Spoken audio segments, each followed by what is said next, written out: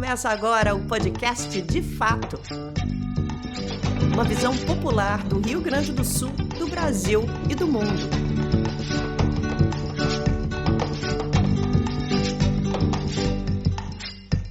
Olá, estamos entrando no ar com o podcast De Fato, uma produção do Brasil de Fato do Rio Grande do Sul em parceria com os sindicatos bancários de Porto Alegre e região. Gravado no Estúdio Hall, diretamente do Centro Histórico de Porto Alegre. Eu sou Kátia Marco, comigo tocando o programa, Ayrton Centeno. Salve, Kátia. Salve, Ayrton. E a saúde, tá bem? Tudo tranquilo. Os exames em dia? Tudo perfeito. Coisa boa. Pronto para mais um podcast. Mais um podcast que vamos falar de uma coisa importante para a saúde, né? Ah, com certeza. Nossa conversa de hoje é sobre a agricultura familiar. À primeira vista, é uma conversa que não interessa muito ao ouvinte ou espectador urbano. Mas será mesmo que não interessa? Neste programa, queremos mostrar que interessa sim, e que existe uma profunda vinculação entre o que a cidade tem na sua mesa e a atuação dos agricultores familiares. A começar pelo fato de que grande parte dos itens presentes no nosso café, almoço, janta, tem sim muito a ver com aquilo que vem da pequena e da média propriedade rural e da cadeia industrial, que beneficia os frutos da terra colhidos pela agricultura familiar. É assim com o leite, os laticínios, os ovos, o mel, os hortigranjeiros, mandioca, cebola e boa parte das frutas. Na economia, é preciso saber que com apenas 23% da área produtiva do país, as quase 4 milhões de unidades da agricultura familiar geram mais de 10 milhões de ocupações no campo, o que significa 67% dos postos de trabalho rurais.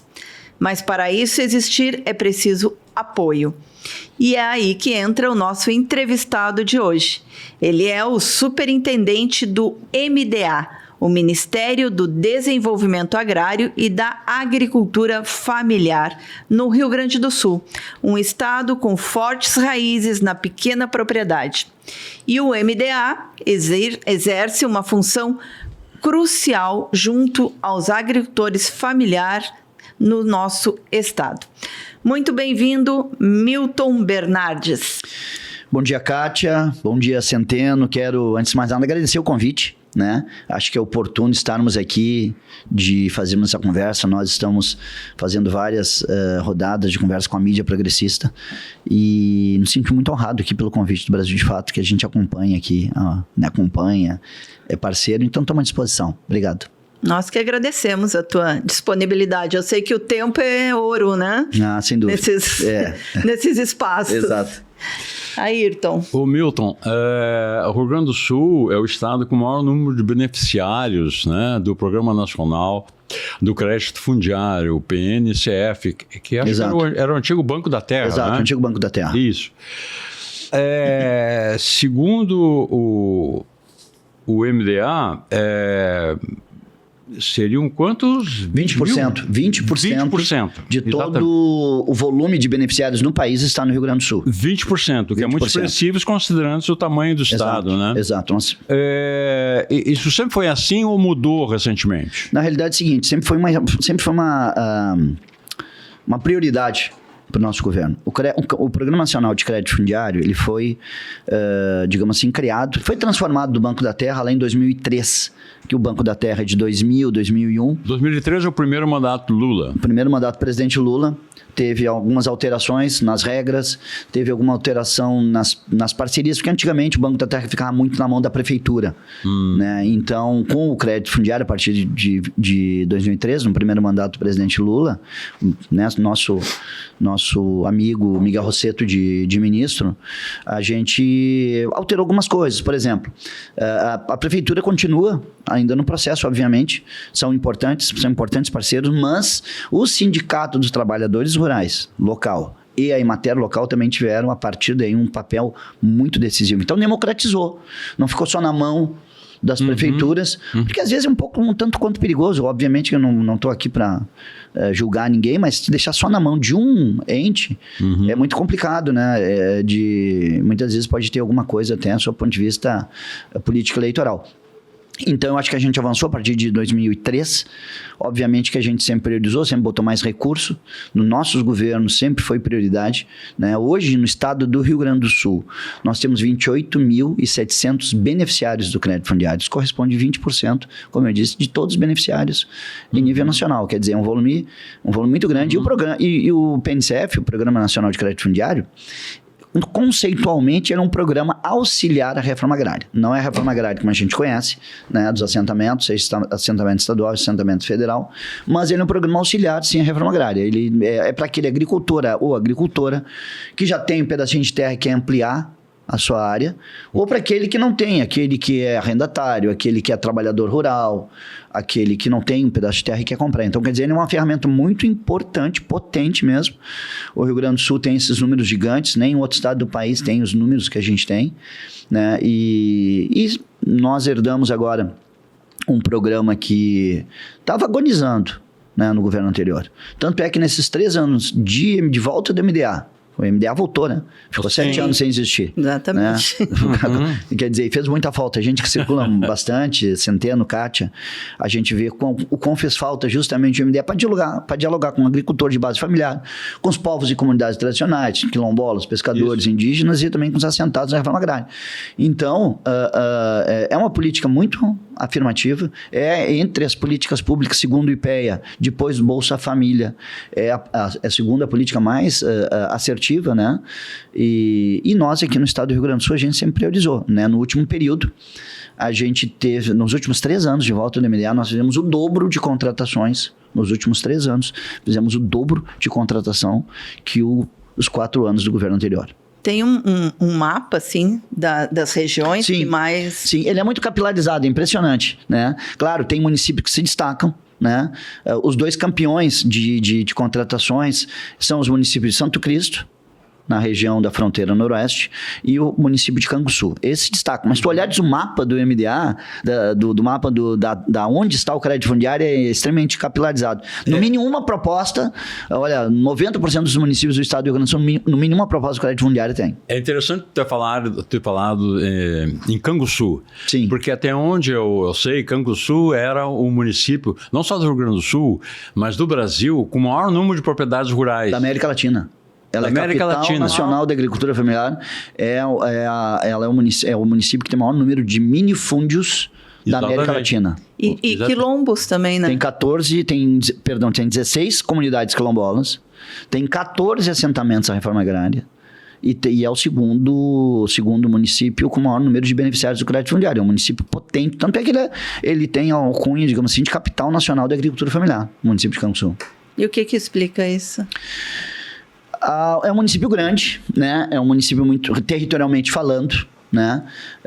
Eu acho que, né, tem sociologicamente aí, eu não sou dessa área, eu sou um agrônomo, né? Eu não vou também aprofundar muito nesse tema, mas eu acho que tem algumas explicações sim da questão, o próprio número de comunidades quilombolas, né? 16, não tem nenhum município do estado que tem esse número de comunidades quilombolas. Isso aí demonstra, eu acho que ali o reordenamento fundiário nesse município, ele foi fragmentado nos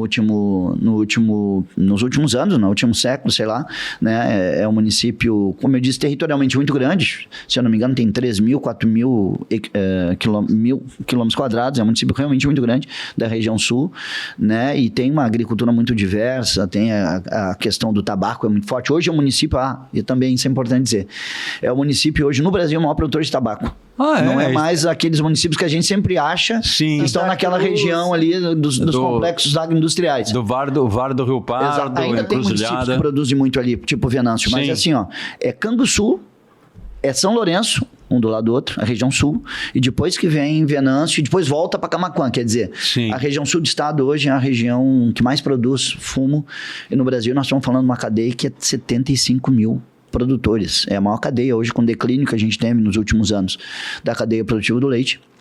que tinha 83 mil em 2015, né? E hoje nós temos 29 mil, nós perdemos 50 mil produtores na cadeia do leite, né? E eu acho que é um tema que, né, muito importante. Muito importante. Já que tu está falando nesse assunto, tem outra coisa que chama a atenção, que também se refere à metade sul do estado, e eu não sei até que ponto envolve o Canguçu também, que é, digamos assim, um certo boom, acho que dá para falar essa palavra, no cultivo de oliveiras e na produção de azeites finos. Sim. Que, pelo que eu sei, é essa região, mais a região do sul do estado, né? A região da Campanha. A região da Campanha. Região da Campanha. Não sei se abarca Canguçu e a região sul também. Eu acho que sim, pega, não assim, Encruzilhada, que é do lado, um grande produtor, né? A gente tem hoje, porque assim, ó, tanto as oliveiras quanto a uva são plantas mediterrâneas. A uva, quando se instalou no Rio Grande do Sul, não é... Se for analisar do ponto de vista edafoclimático, uma palavrinha chata, mas é a relação solo, clima e planta, não seria, em tese, a melhor região do estado para a produção de uva. Mas foi onde que os italianos chegaram e trouxeram as cepas, né? E ali se instalou. Então, hoje, aproximadamente 20-25% de toda a produção de uva gaúcha é produzida na Campanha. Porque ali nós temos uma região mais árida, que reproduz um pouco aquela questão edafoclimática das regiões mediterrâneas, onde se produz muita uva e também, por conseguinte, se produz muito azeite, né? Nós temos, hoje, o Rio Grande do Sul se destaca né, na qualidade do seu azeite de oliva, né? Claro que a gente ainda não tem um volume de produção muito grande, e eu sempre digo que eu tenho uma boa relação com esse povo, com essa cadeia produtiva. Eu sempre digo, da mesma forma que o presidente Lula tem uma obsessão pelo combate à fome, né, que felizmente a gente saiu, né, do mapa da fome agora, e eu acho que o BMDA contribuiu também nesse aspecto. Eu tenho a obsessão de fazer uma disputa, no bom sentido, dessa cadeia produtiva, da cadeia das oliveiras, por dentro da agricultura familiar, por dentro dos assentamentos. Eu tenho isso enquanto obsessão, né? E falo muito com pessoas que produzem, acho que tem possibilidades muito boas, né?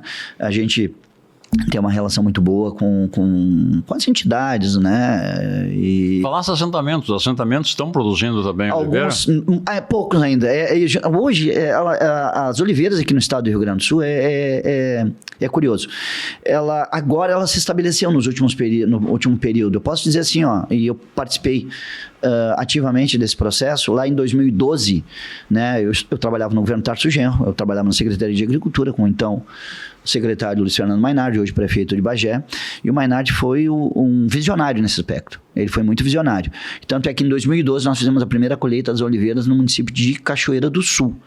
Né? Nós criamos a Câmara Setorial, eu era coordenador geral das câmaras setoriais, e nós tínhamos 25 câmaras setoriais de todas as grandes cadeias produtivas do estado, leite, carne, suínos, aves, próprio tabaco, né? E tínhamos a Câmara Setorial das oliveiras, e foi importante para a gente ali a partir de 2012 realmente, né, graças aí a um governo, né, o governo Tarso Genro foi um governo sob o ponto de vista de inovação, sob o ponto de vista de gestão, de compromisso com a agricultura familiar, foi muito importante. O governo Tarso Genro criou a Secretaria de Desenvolvimento Rural aqui no estado, né, depois foi extinta no primeiro governo Eduardo Leite, agora voltou, né, eu acho que para fazer uma tabelinha conosco, né,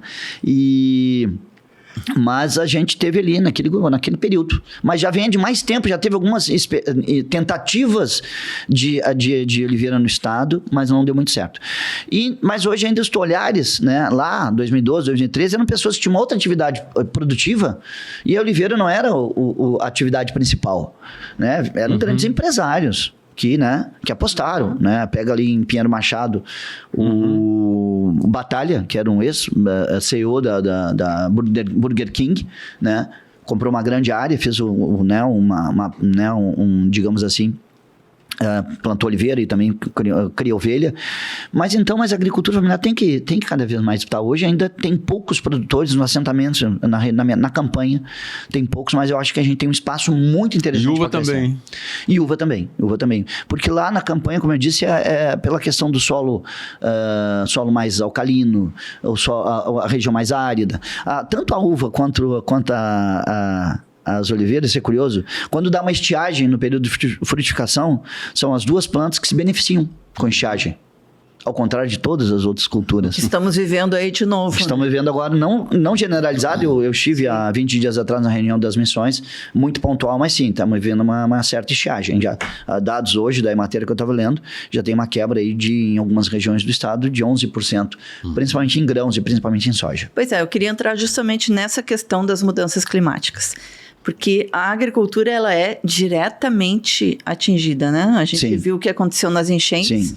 Que a agricultura familiar foi muito atingida, assentamentos aqui da região metropolitana, né? Mas não só, o Vale do Taquari. Exato. Então, a gente teve várias campanhas, né, de auxílio, teve a missão da Solidariedade das Sementes e outras que movimentos sociais realizaram para ajudar os agricultores, que tiveram muitas perdas, não só na produção, mas de maquinário, né, das casas, né?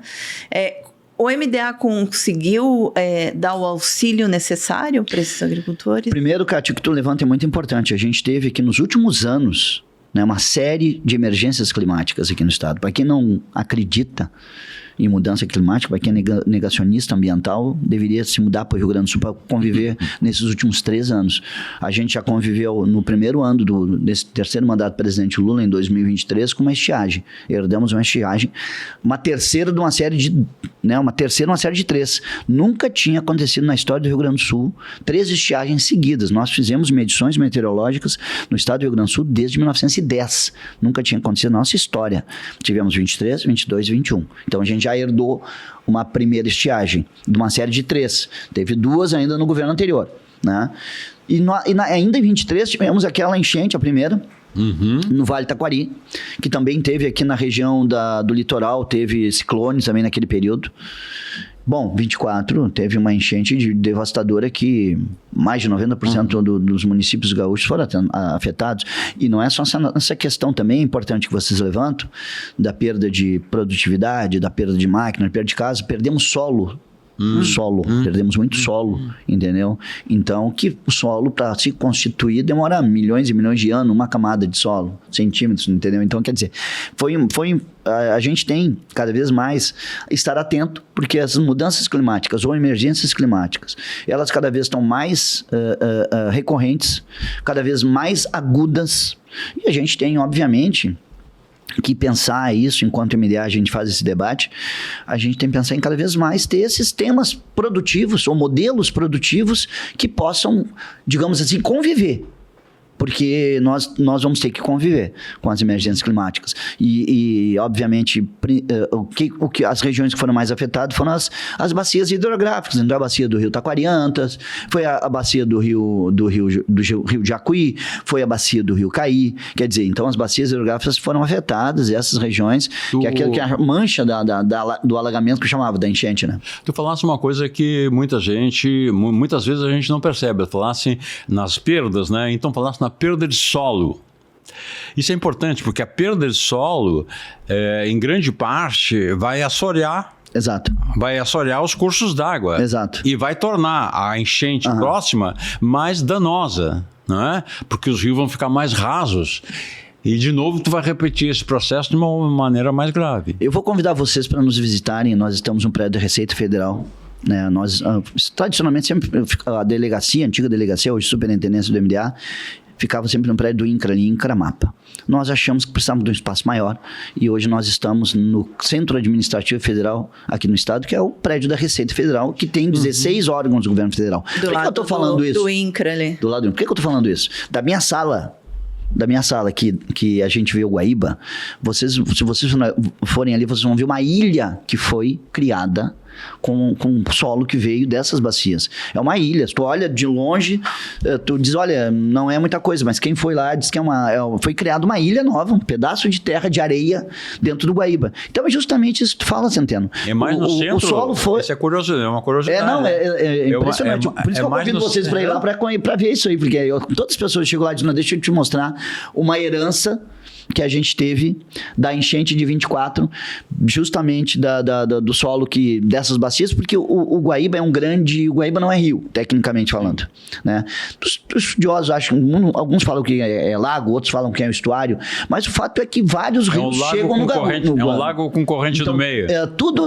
Todos os rios, o Jacuí, os Sinos, o rio Gravataí, todos chegam no Guaíba. Então, o Guaíba virou um grande reservatório. Então, se tem perda de solo nas encostas da bacia do rio Taquariantas, na serra, vai chegar fatalmente ao Guaíba. Então, isso é muito peculiar, né? E isso demonstra o que tu falas. Isso é na prática a gente vê.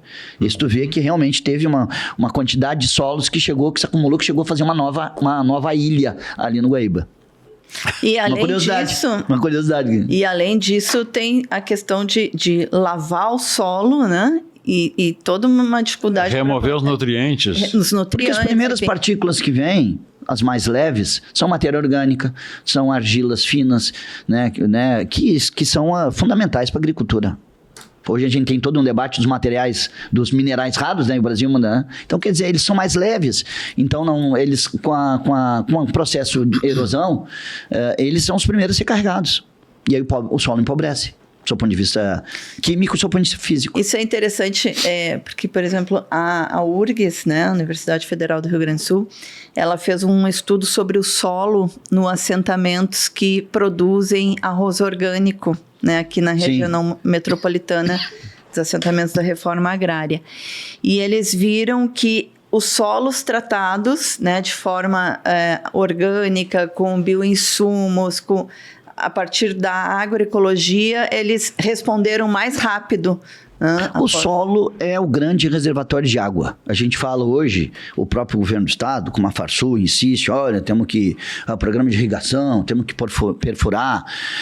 Tecnicamente é questionável, porque o solo é o grande reservatório de água. Então nós temos que trabalhar na perspectiva de reservação de água, porque nós temos um regime hídrico no estado do Rio Grande do Sul, em que pese pode ter estiagem, pode ter enchente, a gente tem uma quantidade regular. Então nós temos que propor modelos, práticas conservacionistas que justamente retenha essa água no solo. Não sair perfurando poços aí, nós, tanto nós do MDA como o próprio Ministério da Agricultura, a gente faz esse debate, o próprio superintendente também é agrônomo, então nós estamos sempre, né, queremos ser chamados para construir isso aí, trocar, né, não queremos ser o dono da verdade, mas a gente quer, no bom sentido, disputar isso sob o ponto de vista técnico, à luz da ciência, que não é só sair perfurando os poços, que isso não vai, pode ser paliativo, pode ser uma resposta para a sociedade, mas a médio e longo prazo não responde às necessidades que a gente tem com a escassez ou com excesso de água aqui no estado do Rio Grande do Sul, que foi recorrente, estiagem e enchente, né? Tem tudo a ver com água. Eu tenho um número aqui que eu queria confirmar contigo, que entre renegociações, descontos, perdão de dívidas, chegou-se a um aporte de R$1 bilhão nesse governo. Sim. É esse número? Uma comissão que nós coordenamos, nós MDA, nós Ministério da Agricultura, nós Ministério da Fazenda. Uma comissão que nós coordenamos em 24, que tratou especificamente das dívidas em função da enchente, chegou aproximadamente R$1 bilhão. Tivemos aproximadamente 80 mil agricultores e agricultoras que tiveram sua renegociação, perdão de dívida, desconto, 80 mil. Mais de 140 mil operações, porque alguns agricultores às vezes tem mais de uma operação no banco, né? E foi um trabalho muito árduo, foi um trabalho muito concentrado, a gente tinha poucos meses para dar uma resposta, construímos uma equipe, né? Nós coordenamos enquanto MDA, mas né? A presidência foi nossa, mas também muita participação nesse espaço, nessa comissão, coordenação também era do Ministério da Agricultura, que através da sua superintendência, e o Ministério da Fazenda de Brasília. Então, quer dizer, dizer, nós fizemos foi esses os números mesmo, mas tem muito mais. Se for analisar o que da Secretaria Extraordinária aqui do Estado, na época coordenada pelo ministro Pimenta, nós tínhamos mais de 110 bilhões de reais no Estado do Rio Grande do Sul. Só de renegociações de dívida passou de 10 bi para a agricultura, seja agricultura familiar, seja agricultura empresarial. Esse número que está correto, Centeno, é os números apenas de uma comissão que nós presidimos, então eu posso falar com autoridade sobre isso, porque eu estava no centro desse debate aí. E quais foram as regiões que mais receberam recursos? Foi muito esparramado, foi muito espraiado, como diria o Lívio Dutra. Mas a gente pode dizer que teve a concentração onde foi a mancha, né? Da inundação, que foi o Vale Taquari, por 2 anos seguidos. E quero dizer, me permita, que ainda em 23, quando teve aquela primeira enchente lá, que devastou Mussum, Roca Salles, todas as regiões ali na beira do rio Taquari, nós já naquele período, nós, MDA, Governo Federal, presidente Lula, tá?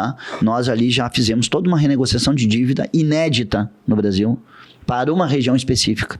Nós fizemos já uma renegociação de dívida referente à questão do Pronaf em 23. Né? Bom, em 24... a gente parece que não aprendeu, né? Teve os sinais em 23, a gente não soube interpretar os sinais. 24, aquela região de novo, muito afetada, a região do Vale do Rio Pardo, a região do Vale do Caí, aquela região de fruticultura ali, de citros, né? Montenegro, aquela região. Obviamente a campanha foi muito generalizada, sabe? Foi uma coisa devastadora, mas tem mais aonde foi essa mancha que a gente chama, foi justamente nas bacias hidrográficas, nas bacias do rio Taquari, Jacuí e Caí. Muito bem.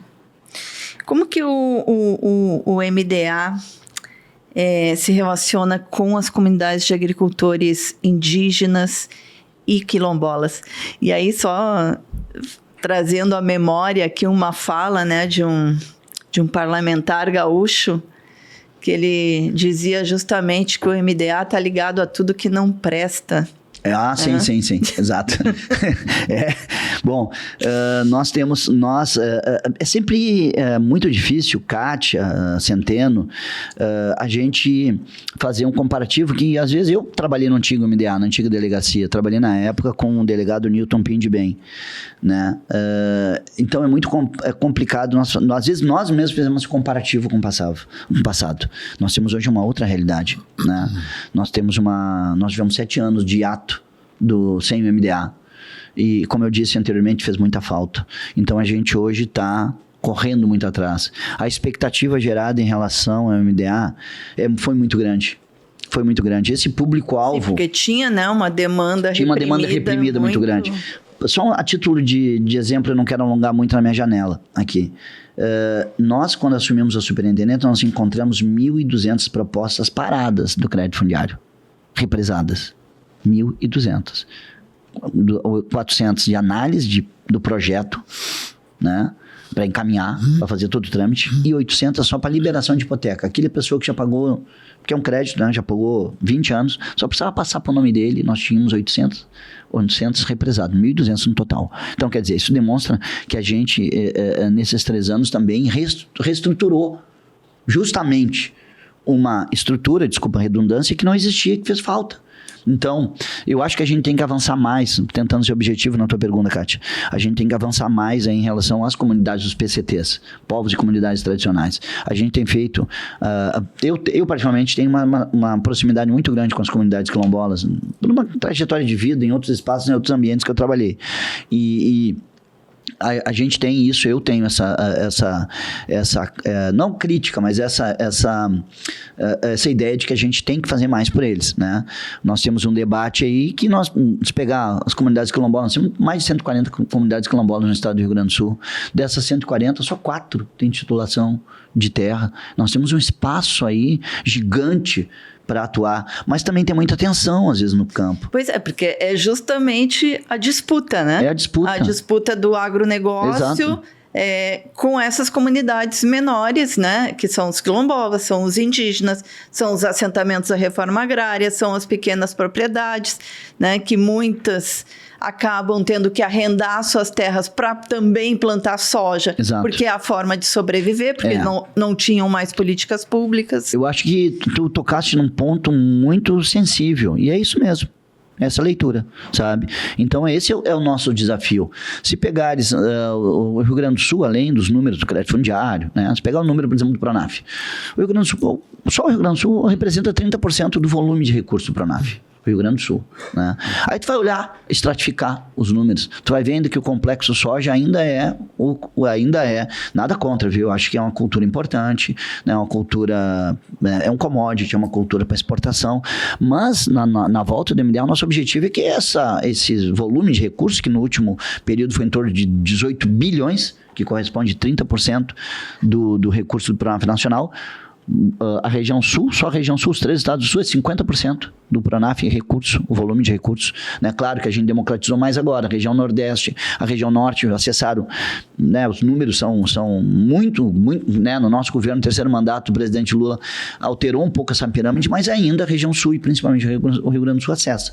Então, o nosso também objetivo é que a gente possa democratizar mais essa cadeia, esse recurso, que não fique, ok, que tem direito o complexo da soja, né? Mas outras cadeias produtivas, nós temos mais de 30 cadeias produtivas estabelecidas no estado, estabelecidas, potentes no estado do Rio Grande do Sul. É, sem dúvida nenhuma, o estado mais diverso em termos de cadeias produtivas. Então, a gente tem que democratizar mais o acesso ao crédito, o acesso à produção de alimentos, que é realmente a razão da volta da existência do MDA, né, do combate à fome, do combate à inflação, quer dizer, então esse é um grande objetivo nosso. Né? Ainda, né, de uma certa maneira, a soja domina muito, mas se tu olhares no último período já teve algumas mudanças sensíveis na questão de que digamos, a curva do crescimento do recurso ou de financiamento para a soja diminuiu, referente a outras culturas, o que para nós é interessante, né? Para nós é interessante, porque tu não come soja, com todo o devido respeito que eu tenho essa cadeia produtiva, e respeito mesmo, mas tu não come soja, né? Tu exporta. Então a gente tem que fazer essas reflexões. Nós vamos muito no interior, isso de uma certa maneira vem essa ponderação. Nós construímos agora no último período as conferências territoriais de desenvolvimento rural sustentável e solidário. Fizemos 19 conferências nos 18 territórios que nós temos. Resgatamos essa política territorial, também tinha acabado, né, no governo anterior. Quer dizer, então é um eterno reconstrução. Talvez algumas pessoas, alguns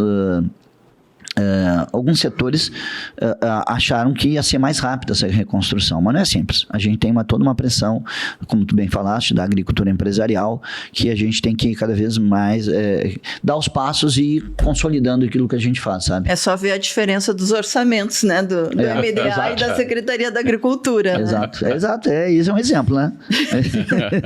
É o exemplo mais básico. Milton, se fala muito em soberania agora, ainda mais com essa conjuntura internacional que nós estamos vivendo, né? Mas se fala muito em soberania em termos políticos, geopolíticos.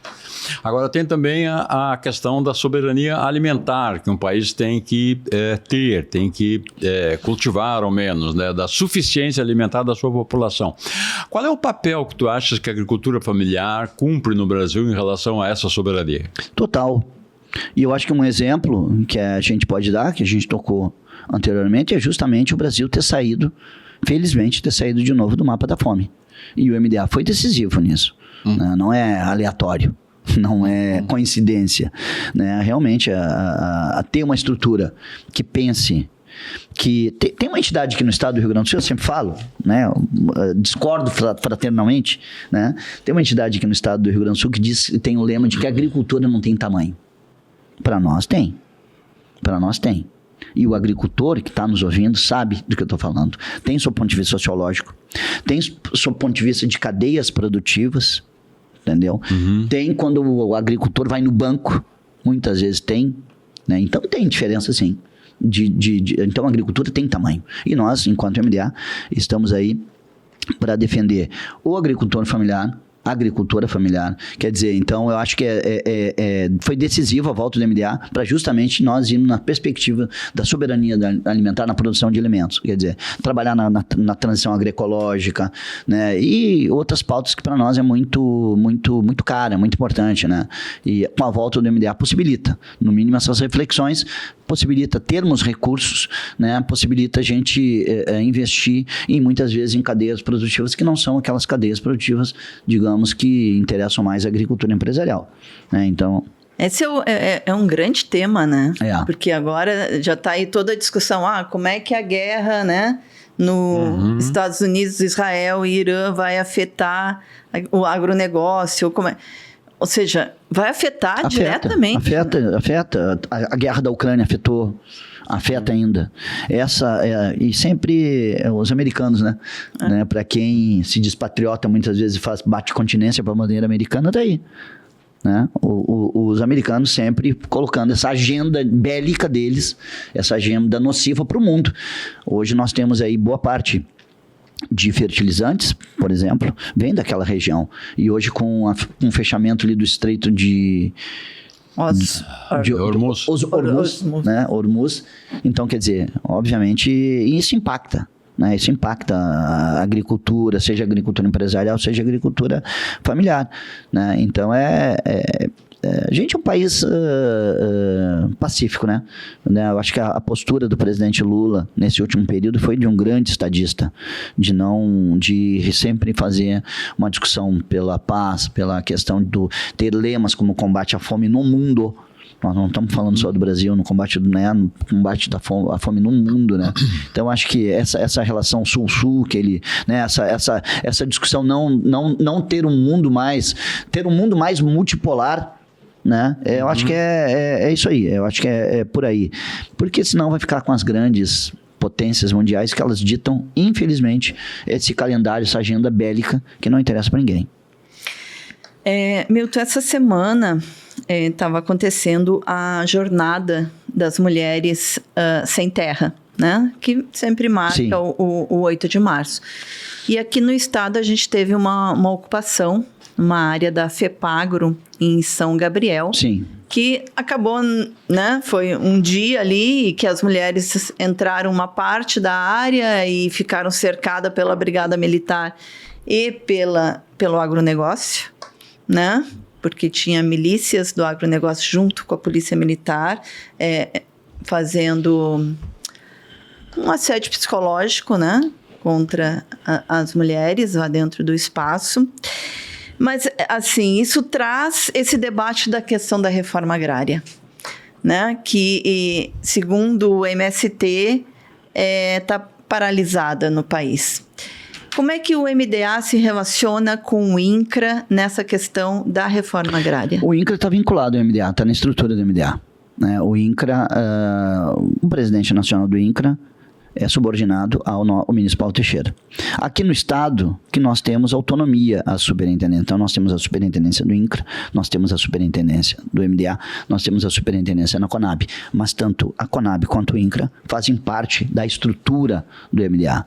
Nós temos aproximadamente 350 assentamentos aqui no estado do Rio Grande do Sul, que engloba aí 12 mil, pouco mais, de assentados à reforma agrária. Estou chutando os números aqui, né?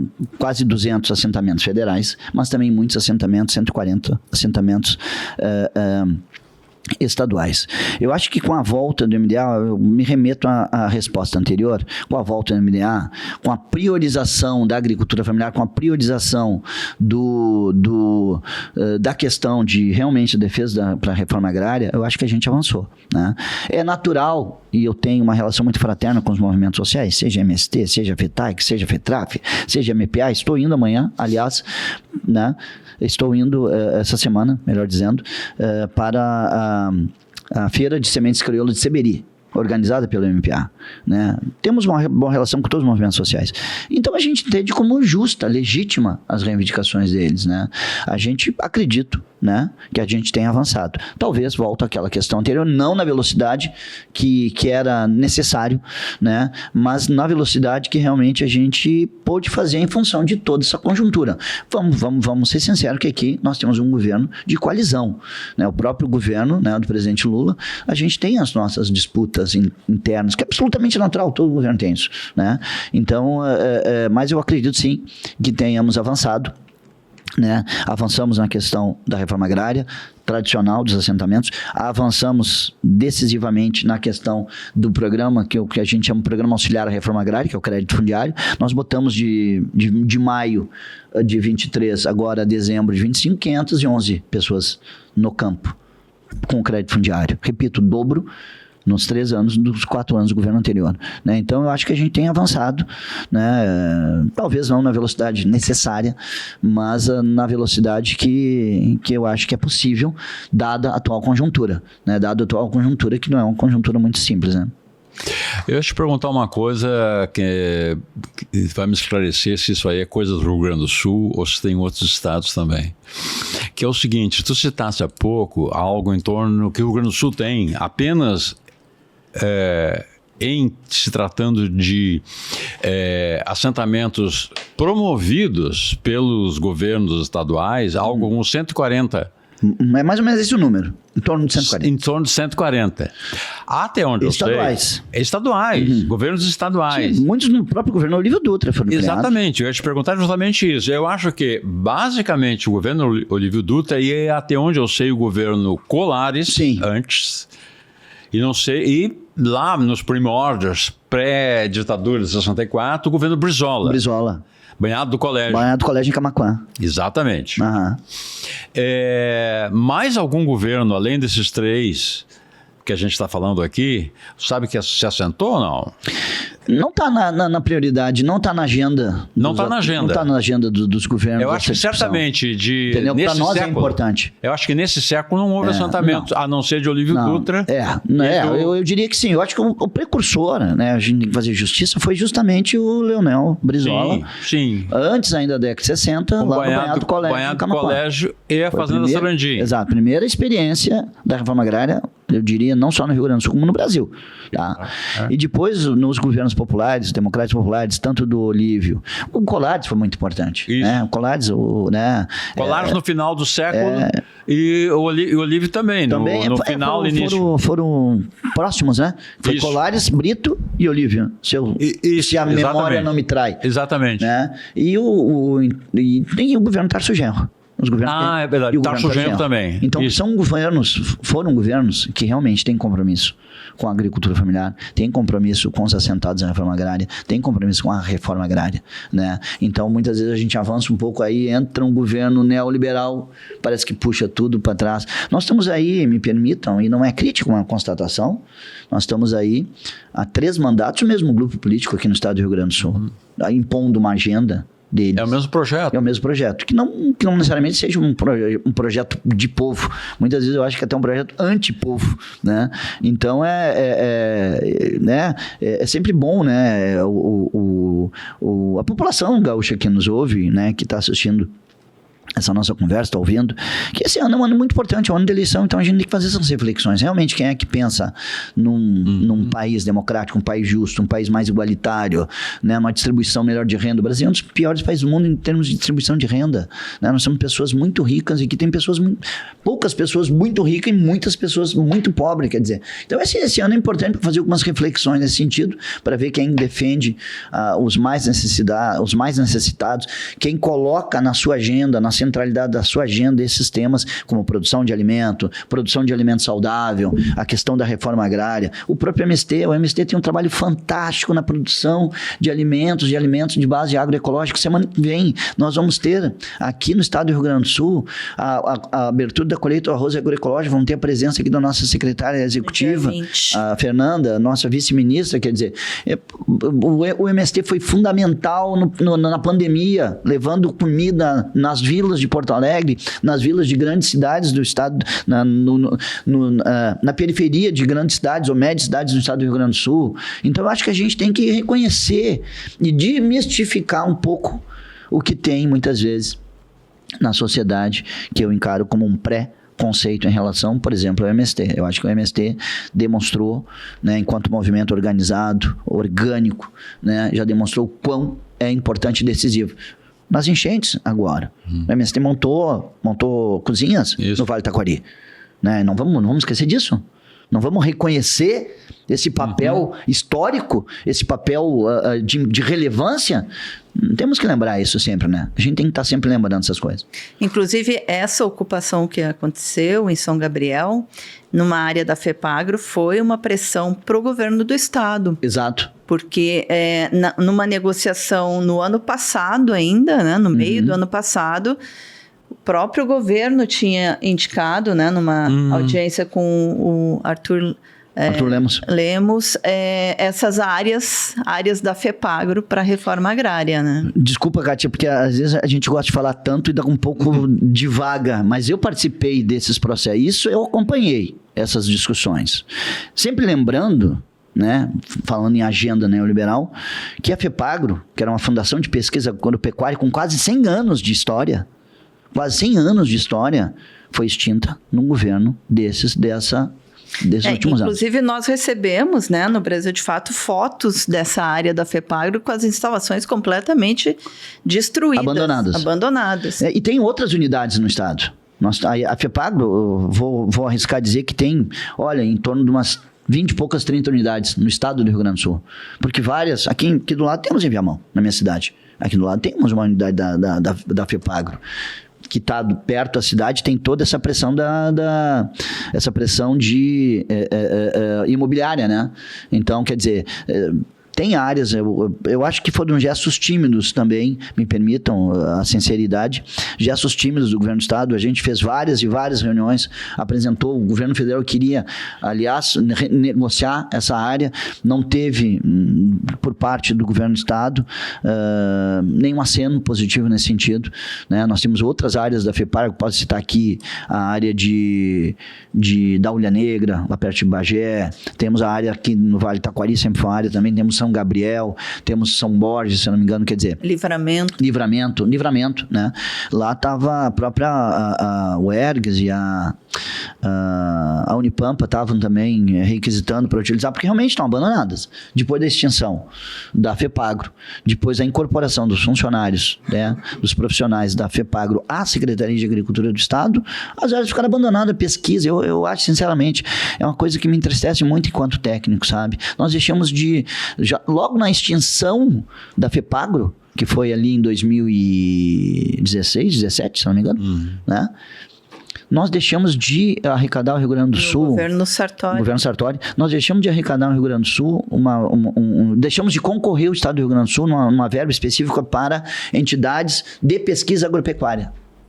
Que nós não tínhamos mais uma empresa de pesquisa agropecuária como a FEPAGRO, com 90 anos de história. O que tu está falando me chama a atenção por outro lado. Como é importante a existência da Embrapa? Sem dúvida. Que não se conseguiu, os governos neoliberais que nós tivemos, não conseguiram sucatear e... Enfim. Tentaram, mas não conseguiram sucatear a Embrapa, ainda bem. E ela está aí. O papel dela, imagino, é semelhante ao da FEPAGRO. A Embrapa é a grande empresa de pesquisa agropecuária do Hemisfério Sul. É referência no mundo a Embrapa, com seus... Aqui no estado nós temos 4 centros da Embrapa, aqui no estado do Rio Grande do Sul. Nós temos a Clima Temperado, que tem lá em Pelotas, tem toda essa discussão da agroecologia muito presente, frutíferas, temperadas, né, que antigamente também tinha a de terra baixa, que era de arroz. Temos a de Pecuária Sul, em Bagé. Temos a de trigo em Passo Fundo e temos a da uva e vinho aqui em Bento Gonçalves. Quer dizer, temos 4 unidades da Embrapa, importantíssimas, valiosíssimas, que realmente ficaram definhando no governo anterior, nos governos anteriores, pós-golpe da presidente Dilma, né? Felizmente, né, a gente hoje tenta reconstruir e está sempre reconstruindo. Mas, voltando, a FEPAGRO era anterior à Embrapa. Muitas das pesquisas que a Embrapa toca até hoje foram, digamos assim, tem no seu DNA, foram gestados ainda na FEPAGRO, ainda na Fundação de Pesquisa Agropecuária do Estado do Rio Grande do Sul, que ela é anterior, que ela é interior, eu posso citar aqui. 100 anos, né? 100 anos. Ela foi extinta, ela tinha 90 e poucos. Eu acho que ela era quase centenária. Ela era Borges de Medeiros, período do Borges de Medeiros. Era uma empresa que... Cara, eu acho sinceramente, às vezes a gente tem que ser sincero, né? Eu acho pouco inteligente. É pouco inteligente tu acabar com uma empresa. Não vou me chamar de burro, viu? É pouco inteligente tu acabar uma empresa, uma entidade que prestava tantos serviços valiosos, como a FEPAGRO, como a FEE. A gente não tem mais a produção. A gente trabalha enquanto políticas públicas em cima de números, em cima de dados, em cima de dados mesmo, pra gente produzir. Acabou a FEE, a gente não tem mais. Em Porto Alegre. E então, se tu olhar no orçamento do Estado, o impacto é ínfimo. Mas tem todo um discurso de que temos que enxugar o Estado, que temos que ter a lógica do Estado mínimo. Não é importante tu ter dados, né? Exato. Exato. Muitas vezes exato. Tu trabalha no obscurantismo, às vezes para esses governos, para eles, na lógica deles, não trabalhar no obscurantismo, o conhecimento faz mal, né? O conhecimento liberta, né? A gente já tá terminando. Eu sei, mas eu quero só dizer uma frase aqui. Tá bom. Eu me lembro, esse projeto que determina esse tipo de ação, ele cada vez se torna mais estreito ainda, porque eu me lembro que no final do século passado, o projeto neoliberal era o seguinte: o Estado só precisa cuidar de saúde e educação. O resto a iniciativa privada, o mercado resolve. O mercado resolve. Mas agora, saúde e educação também estão no olho do mercado. Mas deixa eu te fazer uma pergunta, Centeno. Aí quando dá um problema de sinistro aqui, seja por estiagem, seja por enchente, para quem eles correm? Esses mesmos que defendem essa tese aí.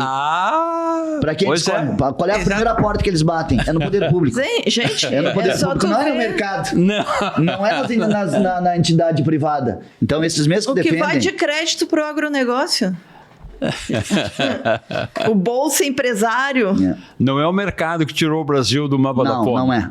Não é. E que pese, eu acho que é importante, né? Não estou aqui, nós não vamos fazer uma crítica tão, né, assim, forte. Eu acho que é importante, mas eu acho que a gente tem que dar o devido peso às coisas. Milton, te agradecer muito e registrar aqui, né, essas duas festas que nós vamos ter, que são festas tão importantes para esses movimentos, esses agricultores que estão investindo na agroecologia, que é a festa da semente crioula em Seberi, né, organizada pelo Movimento Pequenos Agricultores e Agricultoras, e a festa da colheita do arroz agroecológico, organizada, né, pelos assentamentos da Reforma Agrária, pelo MST, que vai ser no dia 20 de março, a partir das 9 da manhã, no assentamento Capela, em Nova Santa Rita. Te agradecer e te convidar a continuar aqui com a gente, que agora o Ayrton vai voltar aí com o nosso quadro super Eu vou praticar meu esporte favorito, falar mal da imprensa.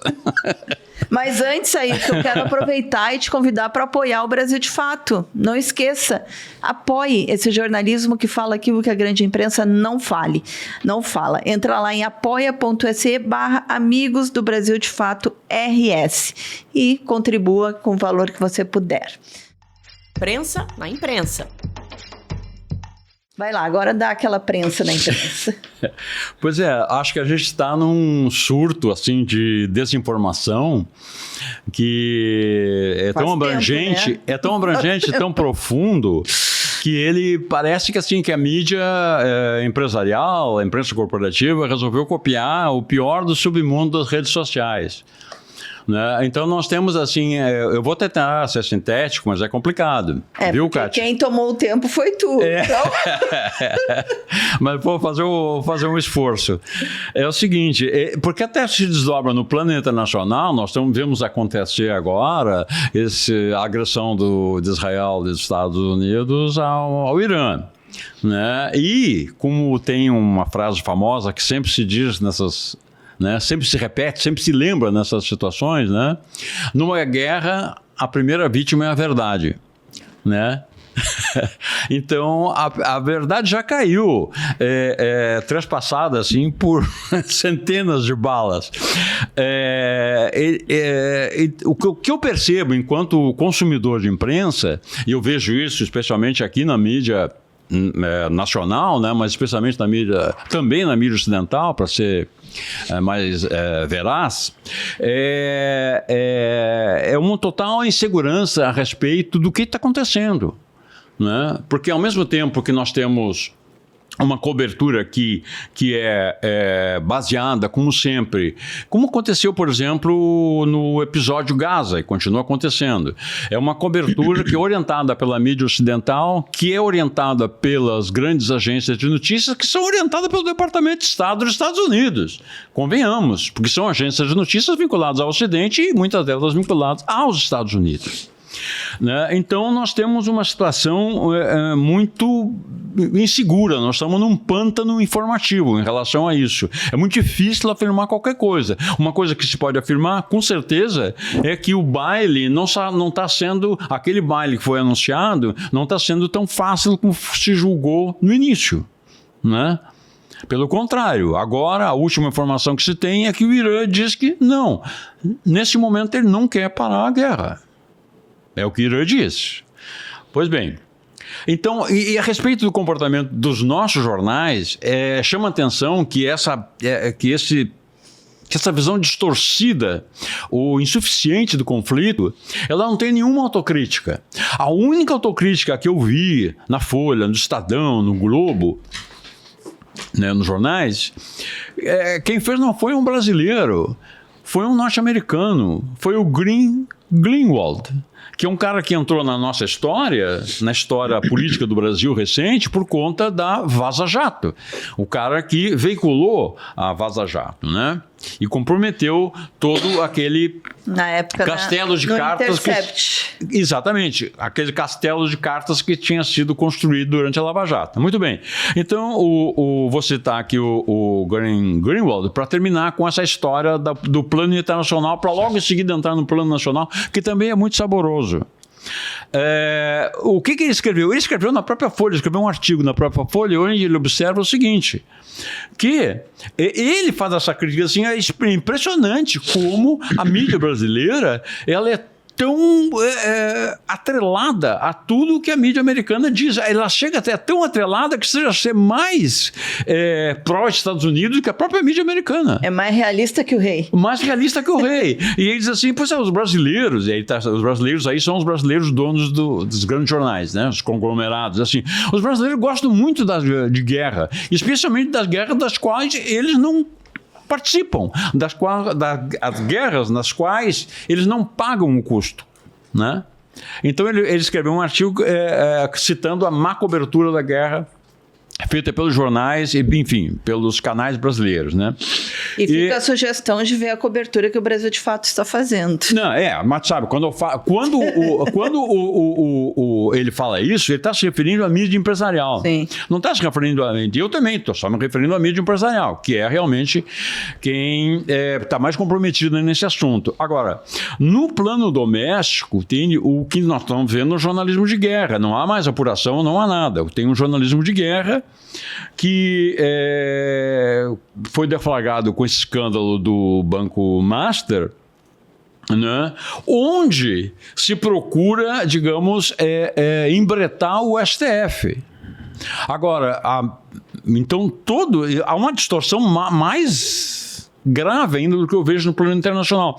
Tudo se direciona ao Toffoli, ao Alexandre de Moraes, até o governo federal. Agora, a questão é, quem ganhou dinheiro do Master? Quem ganhou o dinheiro do Master? Não tem nenhuma comprovação que o Toffoli tenha ganho dinheiro do Master. Teve um negócio lá atrás. Nem que o Alexandre de Moraes tenha ganho. A mulher dele tinha um acordo com o Master, mas não é o Alexandre de Moraes. Agora, quem ganhou dinheiro do Master foi Tarcísio de Freitas, na campanha de 2022, que recebeu 2 milhões para sua campanha. O Bolsonaro, na mesma campanha, recebeu 3 milhões para sua campanha. O presidente do PP, Ciro Nogueira, ele foi o autor de uma tentativa de transformar, de ampliar a cobertura do fundo do FGF, né, o Fundo Garantidor de Crédito, de 250 mil para 1 milhão, para proteger, digamos assim, os investidores do Master. né? As pessoas que tinham dinheiro no Master já prevendo a quebra do Master, mas ele não conseguiu passar, obviamente, porque o lobby dos outros bancos também é forte lá dentro do Congresso, né? E tem mais governadores como o Cláudio Castro, que pegou o fundo dos seus funcionários e colocou no Master. E o governador de Brasília, Ibanez Rocha, né? Ambos são bolsonaristas. Ele é o cara que queria comprar o Master, né? E tem negócios muito obscuros com o Master. Então, esses personagens que são os caras... Então, tem aquele princípio. Siga o dinheiro. Tu quer resolver alguma coisa? Siga o dinheiro. A mídia brasileira não está fazendo isso. Não está seguindo o dinheiro. Ela está fazendo outra coisa, né? Que eu não vou dizer o que é, que é um palavrão. Mas, enfim. Agora, só queria observar o seguinte, mais um detalhe. Um dos órgãos, aliás, 2 dos órgãos que têm feito essa campanha de redirecionar os problemas vinculados ao Master ao STF são a Folha de São Paulo e as organizações Globo. Agora, o Valor Econômico, jornal que pertence à Folha de São Paulo e as organizações Globo, o Valor Econômico patrocinou, aliás, foi patrocinado por Daniel Vorcaro no Summit de 2024, realizado em Nova York, onde o Vorcaro foi o que se chamam patrocinador apresentador, que é o nível mais alto de participação. Muita gente participou disso, muita gente patrocinou. O Grupo Gerdau aqui patrocinou, por exemplo. Isso aconteceu nos hotéis mais caros de Manhattan, no The Plaza, em 2024, e o Vorcaro foi um dos palestrantes. E um levantamento de... Claro que esses dados não são públicos. Nada impede que uma CPI investigue isso. Então o Vorcaro, o patrocinador da Globo e da Folha de São Paulo, ele entrou com algo entre 3 a 4 milhões para patrocinar esse evento do Valor Econômico, jornal dos grupos Globo e Folhas. De novo, é aquela velha história, siga o dinheiro. Quem financia quem, né? Quem financia quem? Agora, eu acho interessante que o Globo e a Folha de São Paulo... os repórteres do Globo da Folha de São Paulo procurem os seus diretores, presidentes do grupo e perguntem por que estão patrocinando o Vorcaro. Fica a pergunta, para não nos estendermos mais. Gente, estamos chegando ao nosso quadro mais animado, mas antes não esqueça de curtir, compartilhar, comentar o nosso podcast. Também vou lembrar para vocês que o Cine Bancários, que fica aqui no Sindicato dos Bancários e que é um dos raros cinemas de calçada ainda de Porto Alegre, tem uma programação aí, voltou esse mês de março com uma programação maravilhosa.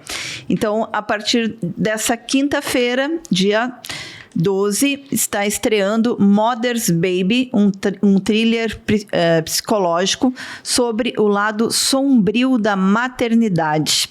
E junto com ele estreia A Vida Secreta de Meus 3 Homens, fábula histórica que interroga a identidade do Brasil a partir da sua história e herança de violência. Também continua em cartaz o longa Cirá, que completa a programação da sala na próxima semana. E vamos agora para a nossa figuraça da semana. Figuraça da semana.